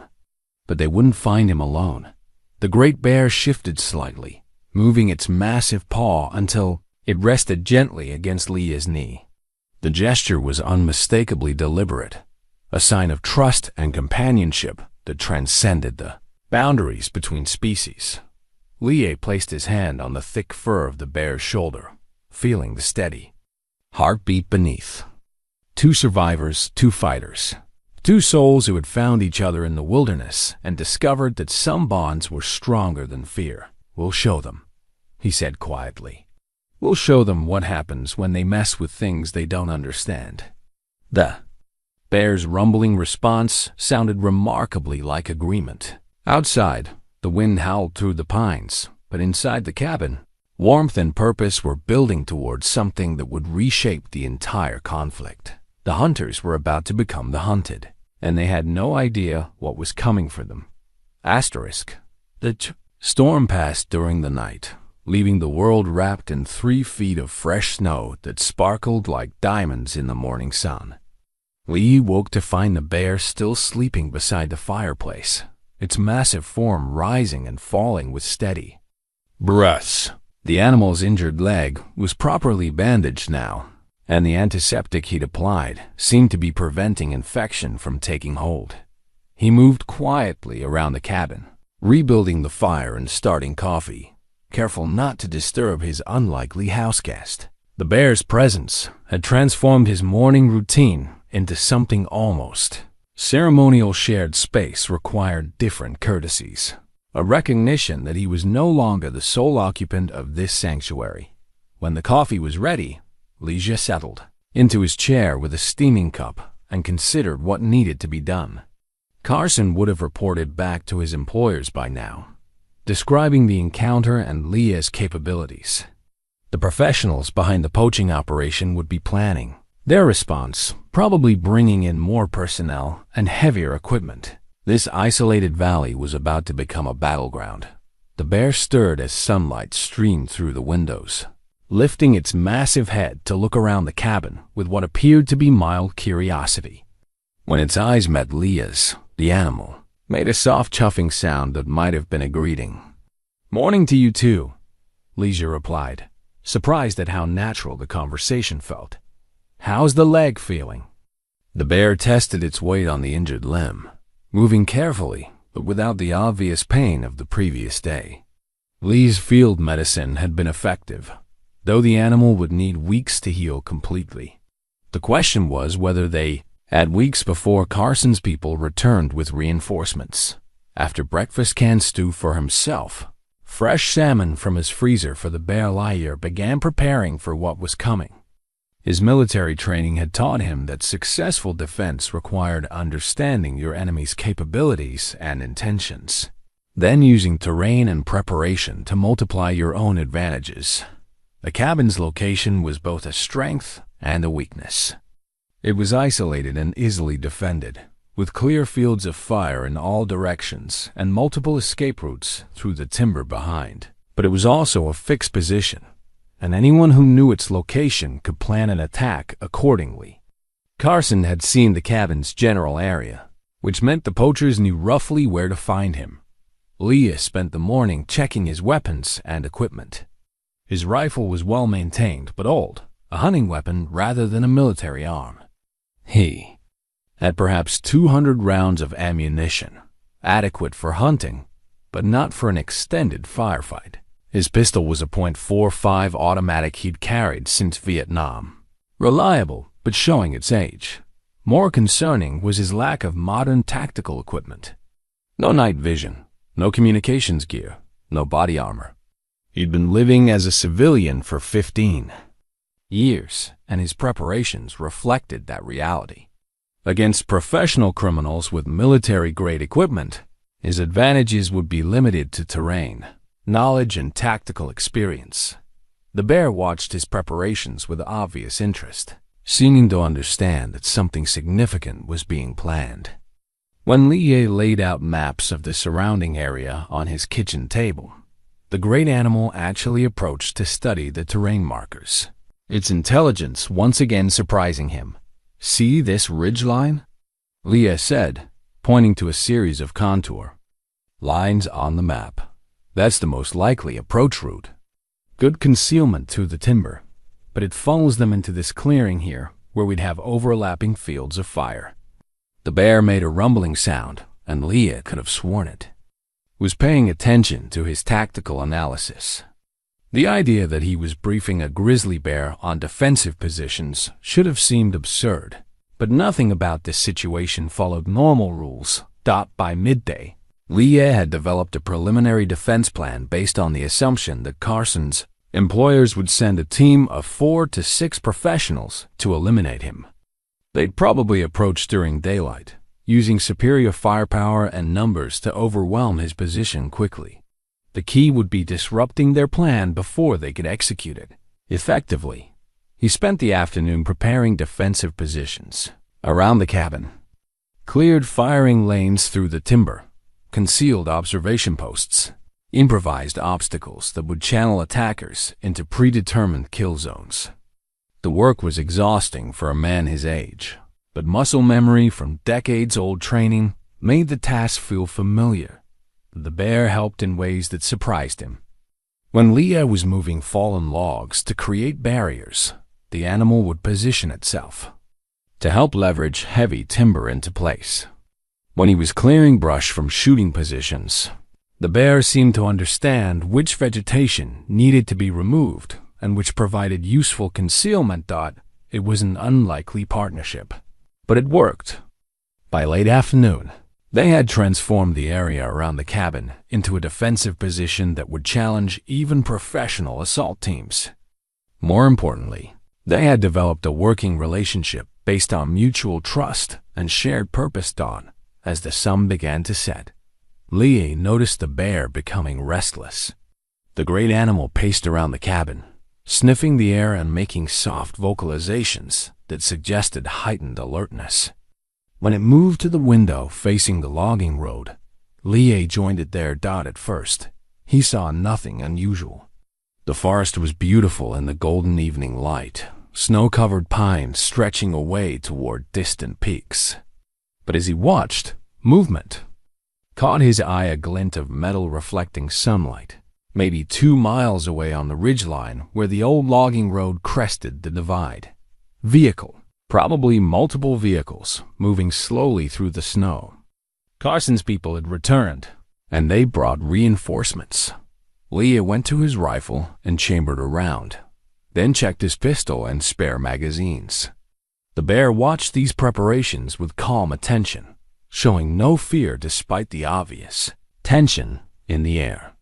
If anything, the animal seemed to be preparing itself as well, testing its injured leg and positioning itself near the door. "You don't have to be part of this," Leah said quietly. "This is human business. You could disappear into the forest and be safe." The bear looked at him with those intelligent dark eyes, and Leah saw his answer there. The great animal had made its choice when it sought shelter in his cabin. They were partners now, for better or worse. Through binoculars, Leah counted 3 vehicles moving along the ridge, probably SUVs or pickup trucks with 4-wheel drive. Even at this distance, he could see they were heavily loaded, carrying more personnel and equipment than a simple cleanup operation would require. Carson's employers were taking this seriously. The vehicle stopped at a point where the logging road offered a clear view of the valley below. Leah could imagine the tactical planning taking place, identifying the cabin's location, planning approach routes, assigning responsibilities to team members. Professional killers preparing for what they assumed would be a straightforward elimination job. They would be in for several surprises. As darkness fell, Lee saw lights moving through the timber, flashlights and probably night vision equipment. The assault team was moving into position, using the cover of night to get close to their target. Their plan was predictable. Surround the cabin, eliminate the occupant, and search for evidence of larger opposition. Leah extinguished all lights in the cabin and moved to his primary observation post, a concealed position in the rocks behind his home. The bear followed silently, moving with surprising stealth for something so large. From their position, they could see the entire clearing around the cabin while remaining invisible to attackers. The first sign of movement came at 10 o'clock, a shadow detaching itself from the tree line and moving toward the cabin's east wall. Then another figure approaching from the south. Professional spacing, coordinated movement, sound, tactical discipline. These men knew their business, but they were operating in Leah's backyard, on terrain he knew better than his own hands. And they had no idea that their target was watching them from a position they hadn't even considered. The bear seemed to sense the approaching danger. Its breathing became deeper, more controlled, and Leah could feel tension building in the grate body beside him. Whatever was about to happen, they would face it together. 4 figures had emerged from the timber now, moving in a classic diamond formation toward the cabin. Professional military tactics, executed with precision and confidence. But as they closed on their target, they were walking into a trap that had been prepared by someone who understood their methods better than they understood his. Elijah settled his rifle's crosshairs on the lead figure and took up slack in the trigger. Beside him, the bear gathered itself like a coiled spring, ready to explode into action when the moment came. The final confrontation was about to begin, and neither the bear nor the man intended to go quietly into whatever darkness these intruders had planned for them. In the distance, an owl called through the night, a sound that belonged to this wild place, a reminder that some things were worth fighting to preserve. Lee smiled grimly and adjusted his grip on the rifle. It was time to show these professionals what happened when they threatened the wrong old soldier and his unlikely ally. The battle for the mountain was about to begin. The first shot shattered the night's silence like thunder rolling through the mountains. Leah's bullet found its target, dropping the lead assault team member before the man could reach the cabin's front porch. The figure crumpled without a sound, his high-tech equipment suddenly useless against precision marksmanship from an unexpected position. Contact front. Someone shouted from the timber, using military terminology that confirmed Elijah's assessment of their training. Sniper in the rocks behind the cabin. The remaining 3 attackers immediately went to ground, disappearing behind trees and deadfall with the practiced speed of combat veterans. Muzzle flashes began strobing from their positions as they returned fire, bullets whining off granite and splintering pine bark around Leah's concealed position. But they were shooting at shadows, trying to hit a target they couldn't see while he had clear sight lines to their muzzle flashes. Leah's second shot took down another figure who'd exposed himself while changing positions. The man's tactical vest no match for a hunting rifle at close range. The bear remained motionless beside him, watching the battle with calm intelligence. When one of the attackers tried to flank their position by circling through the timber to the north, the great animal's ears tracked the movement before Leah could hear it. A soft growl warned him of the approaching threat. Leah shifted his aim toward the flanking movement just as the third attacker emerged from behind a massive pine, assault rifle raised and ready. But the man's night vision equipment worked against him in this situation. The electronic enhancement created a narrow field of view that missed the bear's position entirely. The grizzly moved with devastating speed despite its injured leg. 700 pounds of muscle and bone launched itself through 20 feet of space in less than 2 seconds. Massive jaws closing around the attacker's torso before he could bring his weapon to bear. The man's scream cut off abruptly as those powerful jaws did what millions of years of evolution had designed them to do. The fourth attacker, the last one standing, began firing wildly in the direction of his fallen teammate's position. But panic shooting was never effective, and his bullets went high and wide while Leja calmly lined up his final shot. The crack of the hunting rifle ended the firefight as suddenly as it had begun. Silence returned to the valley, broken only by the bear's heavy breathing and the distant sound of wind through the pines. 4 professional killers had approached Lige's cabin with military precision and superior firepower. None of them would be reporting back to their employers. "Well done, partner," Lee said quietly, reaching out to pat the bear's massive shoulder. The great animal was uninjured, though blood from its victim stained the fur around its muzzle. In combat, the grizzly had proved as formidable as any human warrior, but the night's work wasn't finished. These 4 had been the assault team, but professional operations always included backup elements and command personnel. Carson was probably coordinating from the vehicles on the ridge, and there might be other teams positioned to intercept anyone trying to escape the valley. Lie gathered ammunition and equipment from the fallen attackers, noting the quality of their gear: military-grade assault rifles, advanced night vision, encrypted communications equipment. These men had been equipped for a serious military operation, not a simple assassination. The organization behind them had significant resources and connections. One of the radios crackled with an incoming transmission. "Alpha Team, report status. Over." Lige keyed the microphone. "Alpha Team is down. Repeat, Alpha Team is down." A long pause, then Carson's voice came through the speaker. "Who is this?" "Someone who's tired of cleaning up your messes," Lige replied. "Your boys weren't as good as you thought they were. You have no idea what you're dealing with." Carson's voice carried a new edge of respect mixed with anger. "This organization spans 3 countries and moves millions of dollars annually. You've just declared war on people who make wars disappear." "Good," Lee said. "I was getting bored." He switched off the radio and smashed it against a rock, ensuring no one could use its signal to track their position. The bear watched this action with apparent approval, then moved to sniff at the other equipment scattered around the clearing. From their position in the rocks, Lie could see lights moving on the distant ridge. The remaining members of Carson's force were repositioning, probably planning their next move. But they would be more cautious now, having learned that their target was neither helpless nor alone. The bear's acute hearing detected something. Lige missed the sound of helicopters approaching from the south. The distinctive whoop-whoop of rotors echoed off the mountain peaks, growing steadily louder.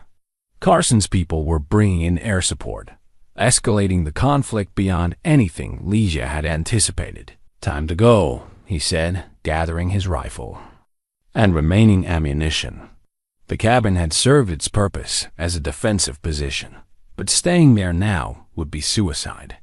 Against helicopter-mounted weapons, their rock shelter would provide no protection. The bear seemed to understand the change in tactical situation. When Lie moved toward the tree line behind their position, the great animal followed without hesitation. Despite its injured leg, it moved through the timber with surprising silence and speed. They were 50 yards into the forest when the first helicopter appeared over the ridge, its searchlight probing the darkness around the cabin. A second aircraft followed, then a third. Military surplus helicopters, probably armed with door-mounted machine guns and possibly rocket pods, the kind of firepower normally reserved for foreign battlefields. The lead helicopter's searchlight found the clearing where the assault team had fallen. Even from their distance in the timber, Lie could hear the pilot's report over external speakers. 4 Kia targets have withdrawn into the forest. "Track them," Carson's amplified voice responded. "Use thermal imaging." "They can't. Have gone far." Asterisk. But Lie knew these mountains better than any thermal camera could penetrate them.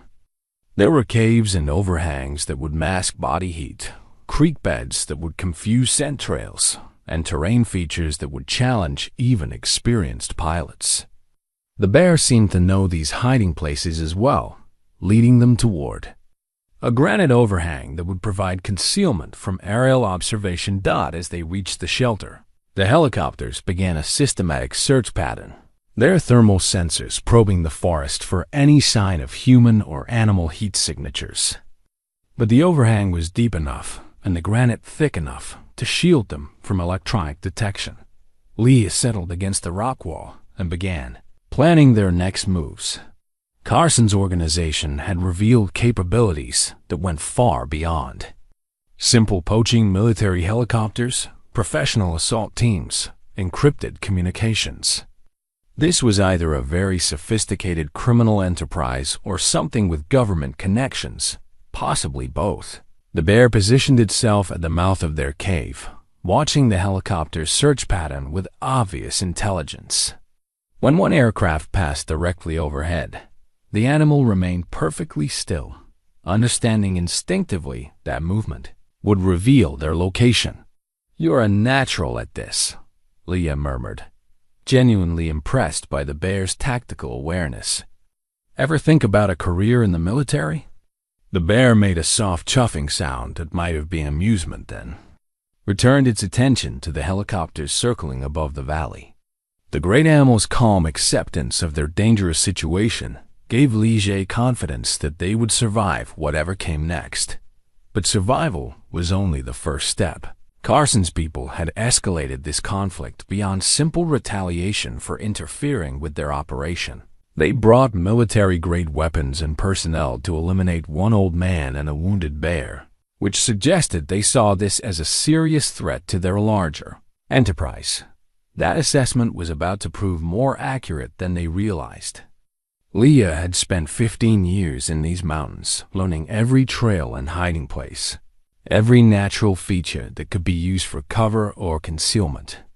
And now he had a partner who understood the terrain as well as he did, who could move through the forest like a force of nature. The hunters had become the hunted, but the game was far from over.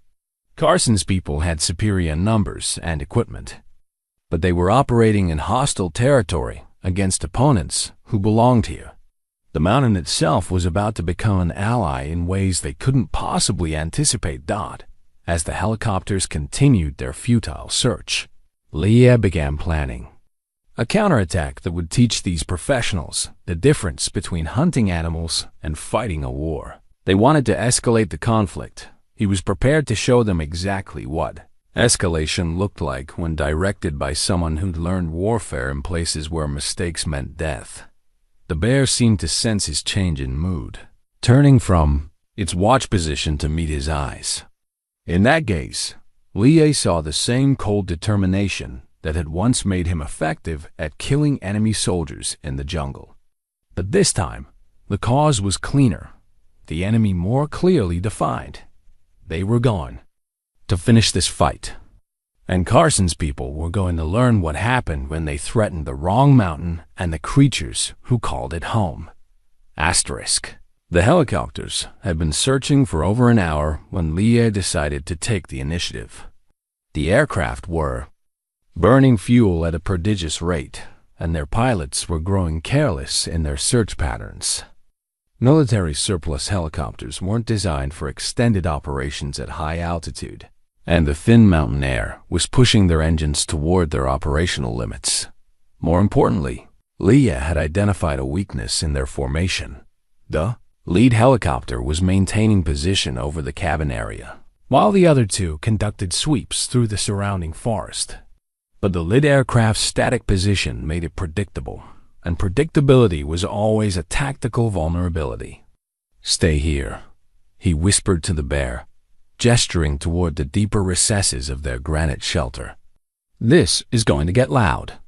The bear seemed to understand, settling back against the cave wall, but keeping its dark eyes fixed on Liege's face. Trust passed between them. The animal would wait for his return, no matter how long it took. Liege gathered the equipment he'd taken from the fallen assault team, focusing on items that could serve his immediate purpose. One of the attackers had carried military-grade explosive charges, probably intended for breaching the cabin's walls. The charges were small but powerful, designed for precision demolition work. He made his way through the forest using game trails and natural cover, moving with the patient stealth that had kept him alive during night operations in Vietnam. The Helicopter's noise covered any sounds he might make, and their searchlights actually helped by destroying the pilots. Night vision outside the illuminated areas. The lead helicopter was maintaining position, about 200 feet above the cabin. Its searchlight trained on the clearing where the assault team had fallen. The pilot was probably trying to determine what had happened to his ground forces, scanning for any sign of survivors or continuing threats. Elijah reached a position directly below. The aircraft began climbing one of the massive pines that dominated this section of forest. The tree was old-growth timber, easily 6 feet in diameter and tall enough to reach within striking distance of the hovering helicopter. Its thick branches provided excellent concealment and multiple routes to the crown. The climb took 20 minutes, moving branch by branch with infinite care. One misstep would mean a 100-foot fall to the rocky ground below. But Lee's mountain-trained muscles and experienced hands found purchase on bark and branch with automatic precision. The explosive charges weighed him down, but not enough to compromise his balance dot at 150 feet above ground. He was close enough to the helicopter to feel its rotor wash pushing against the tree. The aircraft was maintaining a steady hover, its crew focused on the ground below rather than potential threats from above. Through the open cargo door, Leah could see 2 men with night vision equipment scanning the forest, searching for targets that were no longer there. He armed the first explosive charge and hurled it toward the helicopter's tail rotor. The device struck the rotor housing and detonated immediately, shredding the critical components that kept the aircraft stable in flight. The helicopter began spinning violently, its pilot fighting for control as the machine lost its ability to counter the main rotor's torque. The aircraft's death spiral took it away from Elijah's tree and toward the open area above the cabin. Warning lights flashed frantically in the cockpit as alarms screamed through the night air. The pilot managed to auto-rotate the crippled machine toward a forced landing, but the helicopter struck the ground hard, its main rotor disintegrating on impact and sending deadly fragments spinning through the darkness. The remaining 2 helicopters immediately broke off their search patterns and converged on the crash site, but their rush to assist their downed comrades made them vulnerable to the same tactics that had destroyed the first aircraft. Lear was already moving to his next position, using the confusion and noise to mask his approach. The second helicopter had landed near the crash site, its crew dismounting to provide medical assistance. But landing made them sitting targets for someone who understood the vulnerability of grounded aircraft. He worked his way to within 50 yards of the landed helicopter before the bear found him. The great animal had ignored his instructions to stay hidden, following his trail through the forest with silent determination. When it appeared beside him in the darkness, Lear felt a moment of irritation followed by recognition. The bear understood something he'd missed. The third helicopter was circling overhead, using thermal imaging to scan the area around the crash site. The pilot had learned from his comrade's fate and was maintaining altitude and movement to prevent another attack from below. The thermal sensors worked both ways. They could detect heat signatures, but they also revealed the aircraft's position to anyone who understood their limitations.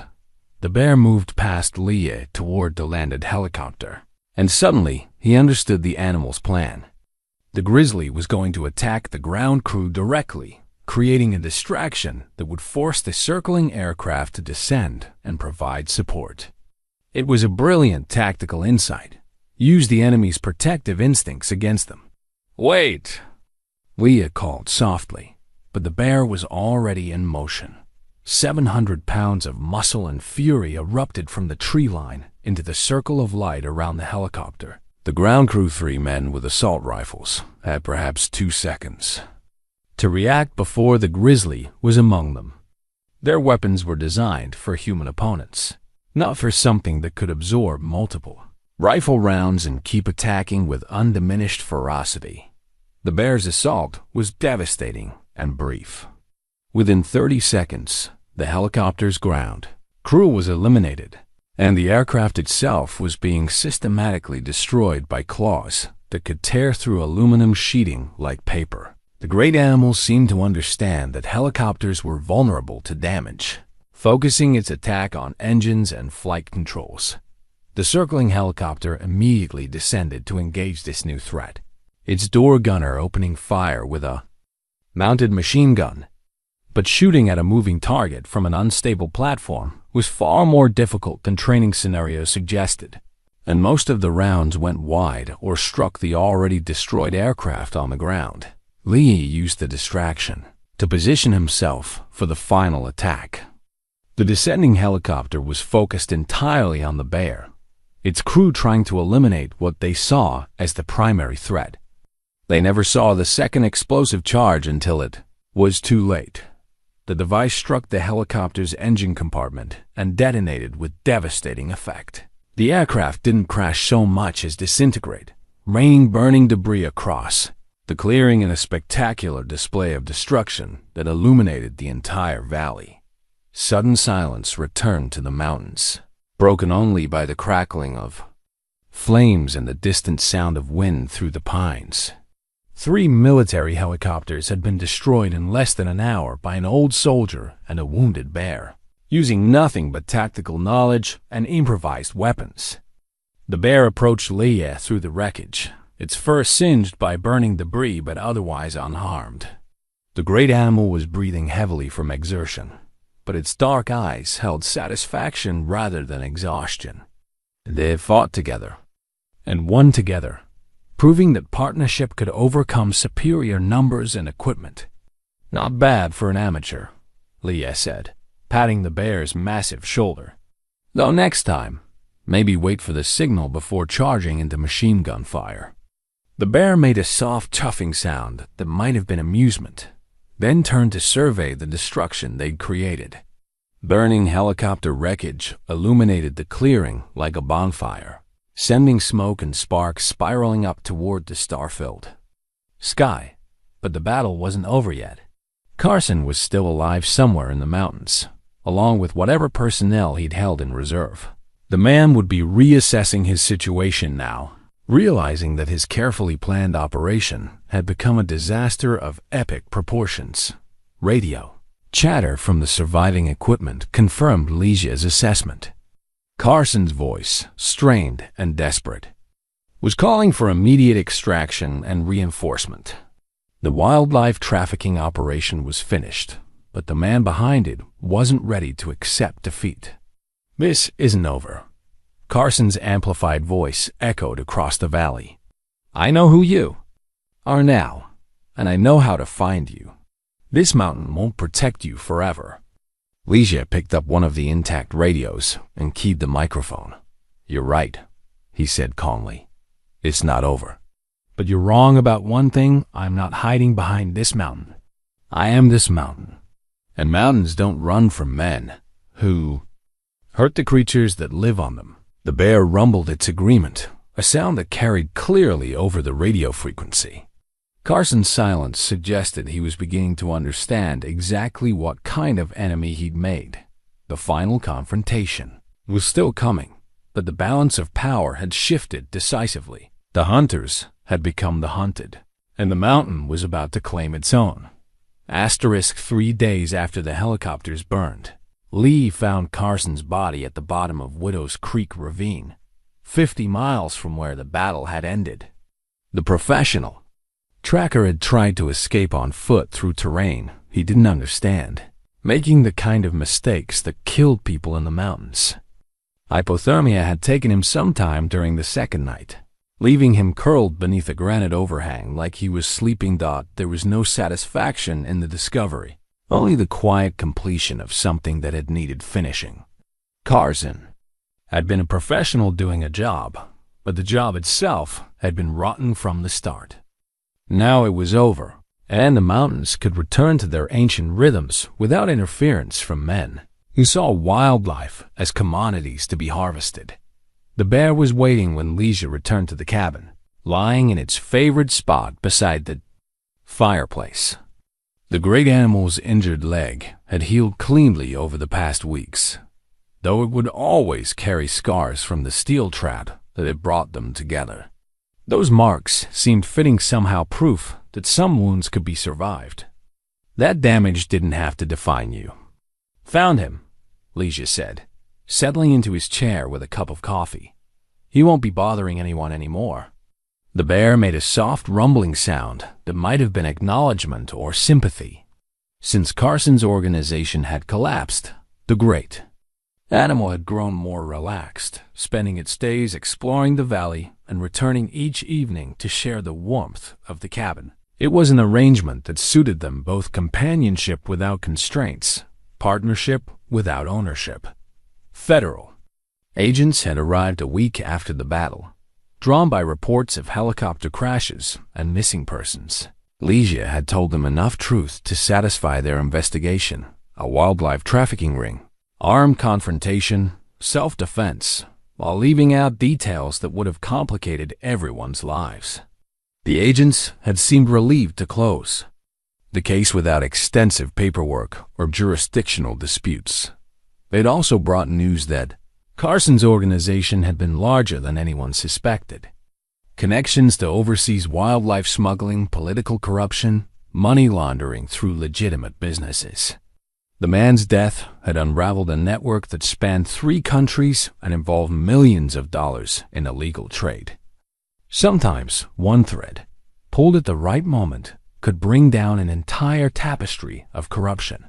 Now, as spring began to soften the high country snow, Ligia found himself thinking about the future in ways he hadn't for 15 years. The bear's presence had changed something fundamental in his relationship with isolation. Solitude was still valuable, but it didn't have to mean disconnection from all living things. Some connections were worth the risk of pain. He'd started corresponding with Tommy Nguyen, the soldier from his Vietnam unit who'd lost his leg to a mine. Tommy's letters spoke of teaching students who reminded him why the world was worth protecting, of finding purpose in nurturing rather than destroying. There was wisdom in those words that Lee was finally ready to hear. The bear stirred beside the fireplace and moved to the window, looking out at the valley with obvious contentment. Spring was bringing new growth to the meadows, wildflowers pushing through the retreating snow in explosions of color that had no names. Life returning to the high country with the patient persistence that had sustained it through countless winters. Thinking about staying? Ligia asked, though he already knew the answer. The bear turned from the window and settled back beside the fire, its dark eyes reflecting flames that would burn through many more evenings. The great animal had found something here to not just shelter from a hostile world, but partnership with someone who understood that survival was easier when shared. Outside, an eagle circled over the valley on thermal currents that carried the scent of pine and snowmelt and the promise of summer warmth. The mountains endured as they always had, indifferent to human plans but protective of those who learned to live within their rhythms. Some sanctuaries had to be earned through suffering, defended through courage, and maintained through wisdom. In the distance, a wolf howled not in loneliness but in celebration of territory reclaimed and pack bonds strengthened. The sound echoed off granite peaks and pine-covered ridges, a wild song that spoke of things older than civilization and more enduring than any human enterprise. Ligia reached out and placed his hand on the bear's massive shoulder, feeling the steady heartbeat beneath thick fur. 2 creatures who had found each other when they needed it most, who had learned that redemption sometimes came in the most unexpected forms. The steel trap that had nearly killed them, both had instead forged a bond stronger than the metal that had tried to contain it. The fire crackled softly in the stone fireplace, casting dancing shadows on log walls that had sheltered them through the hardest winter either had known. But spring was coming to the high country, bringing new possibilities and the promise that some wounds could heal completely when given enough time and the right kind of care. Sometimes the hardest battles we fight aren't against enemies, but against the parts of ourselves we're trying to forget. Sometimes redemption comes from the most unexpected places, when we least deserve it, but need it most. And sometimes, if we're very lucky, we find that saving another creature is the same as saving ourselves. The bear's rumbling contentment filled the cabin like a lullaby, a sound that spoke of peace earned through struggle and trust built through shared danger. Outside, the mountain night settled over the valley with the quiet benediction of snow and starlight, protecting all who understood that some sanctuaries were worth any price to preserve. In the morning, there would be new tracks in the snow deer, and elk returning to meadows that had been empty, wolves reclaiming territory that had been abandoned, life flowing back into places where it belonged. The mountain was healing, and so were its unlikely guardians. The last entry in Lee's journal that night was simple. Some traps are meant to be broken. Some souls are meant to be free. And some partnerships transcend every boundary that men try to build between themselves and the wild world that shaped them. The bear slept beside the dying fire, its breathing deep and peaceful. And for the first time in 15 years, Lijiu Calder slept without dreams of war, his rest guarded by a friend who had taught him that courage comes in many forms.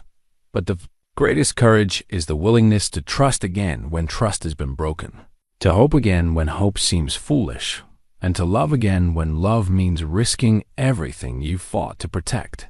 The mountains kept their eternal watch, and all was well in the high country, where snow never quite melts and the silence runs deeper than most men can bear. Some stories end with battles won or enemies defeated.